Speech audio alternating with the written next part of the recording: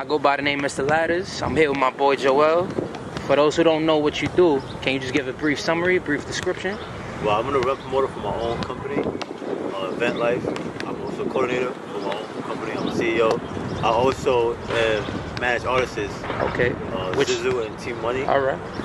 Yeah, so that's what I actually do right now. And how long you been doing that? I've been doing this for about 1.5 years. Okay.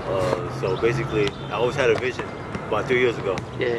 So I just started getting serious about it. Yeah, it always starts with the vision. Right. Execution is the key, right? Right. Definitely. What made you get into this?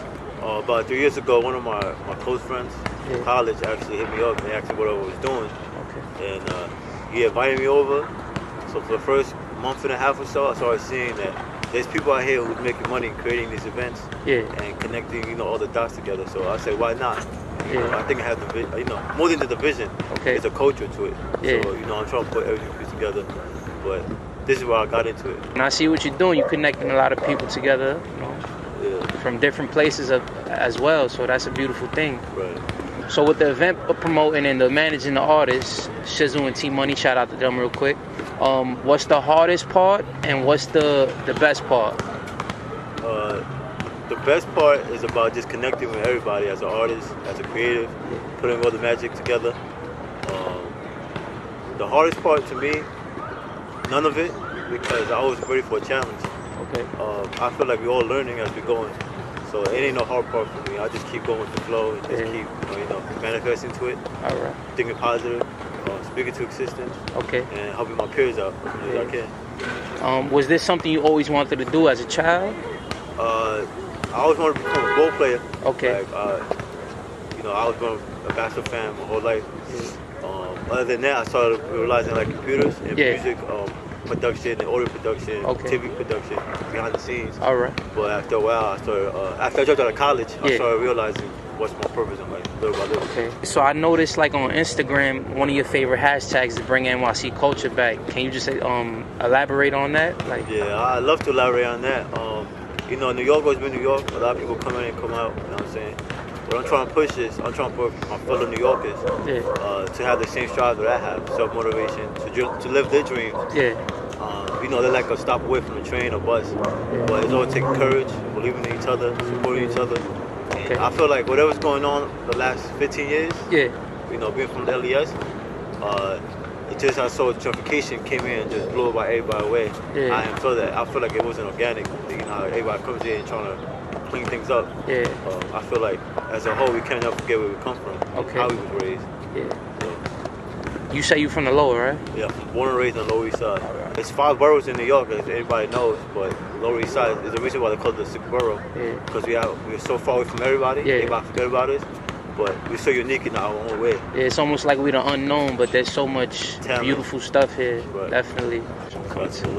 With the promoting and the event life, also the managing the artists, where do you see yourself 3 to 5 years from now? I see myself as an entrepreneur. I see it as a bossman. I actually see myself as an owner of everything, as in music, production, film. So I see myself a lot bigger than what I could think of. It's just the way I put my hustle and my flow, I just go with it. But I see myself a lot better than what I am now, and I know that the only way I could do that is just promising myself that I know that I'm gonna get to that point, and I know that I'm gonna get there. So it's like the fun questions now. If you was on a deserted island, what's 3 things you would need? 3 things that I need with desert island. I would get some food, water, and a woman next to me, or my wife, my girlfriend. You know what I'm saying? That's what I think I need. And after that, I know how to survive in New York, so find a way. I find a way. I'm gonna find a way. And if there's no food, you gonna find something. I create something. Eat some sand, maybe. Eat some water, get some fish, cook it up. You know what I'm saying? In the last 10 years, in your opinion, which artist from New York City had like the biggest impact? I would say probably Bobby Schmurder, Rowdy and them. I feel like it's been 4 or 5 years since they've been gone, and the music's still living. Like it just dropped yesterday. Other than that, I like Dave East. I like Young and May. I like this. I also like Zizu from Lower East Side. I think he has that real New York music that sound. Gritty feel. That gritty feel, Yeah. you know what I'm saying? I think he's next up, so Okay. you know, we coming, you know what I'm saying? That's what's up. Yeah, Shout out to yeah. Sizzle, shout out to Low East Side. What song you think, in your opinion, best describes you? It could be new or old. One of my favorite songs and one of my songs that describe me is Hustle Ambition by 50 Cent. Okay. Just simple fact of his hunger and my hunger is Yeah. unmatched. Self-motivation, he go get it by any means. And I feel that's how I am. Definitely. And I think that when I heard that soundtrack when I was young, it really spoke me to a lot. Because, you know, nobody can match my drive but myself. Yeah. I feel like nobody will ever. You know what I'm saying? So, yeah. Is there anything that you overcame that you feel could help out others, like those who are watching right now? Yeah, I feel like self-doubt is a big, it's like a big negative side of us being humans, just thinking. Definitely. But other than that, if you overcome that, I think you achieve anything. It's alright for, you know, thinking. Yeah. And just having thoughts.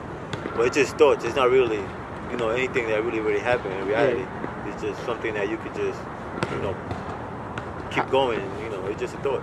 How did you overcome like doubt, self-doubt? Since I was been an only child since I was 13. Yeah. I always had myself. So I used to build myself up. Yeah. I also talk to myself. That's like self-care. Yeah. And I know that if you love yourself, you really want to achieve in life. Yeah. It's all about how you see yourself in the future. It's all a vision. Yeah. And how much work you put into it and how much you want to, you know, Definitely. want to make it. So. Yeah, because doubt kills all dreams. Once you overcome that, the sky's the limit. And also, don't believe like whatever anybody tell you guys, you know, it's just their option or opinion. It's not really your way you gotta go through. So before we get out of here, is there anything you would like to add? Just be blessed. Whatever you go through life is just a temporary moment. You know what I'm saying? Anything is possible if you just put your mind to it and just focus. Yeah. And just believe in yourself. Definitely. You know That's major key. And just supporting each other. Like, make sure that you're with a group of people who are in the same page as you. Yeah. You know what I'm saying? And knowing that, you know, pray and know that you're always gonna be good as long as you do good. Yeah. Let the people know where they can find you at, like on social media. Yeah, you can find me on Instagram, JUWELZV. Same thing on Twitter. I don't use Snapchat or Facebook, so y'all get that's a dub. United we climb. United we climb. Yes, girl.